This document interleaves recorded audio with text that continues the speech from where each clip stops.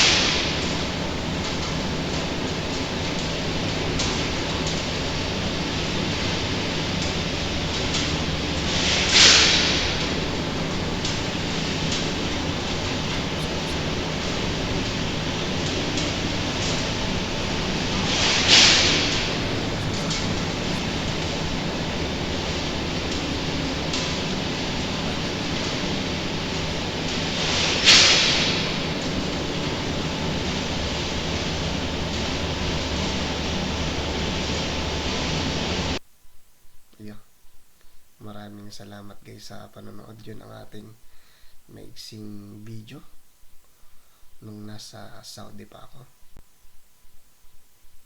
Maraming salamat po. Ito nga pala si Tito Batang. Please subscribe my channel guys. Mula dito sa New Zealand naman.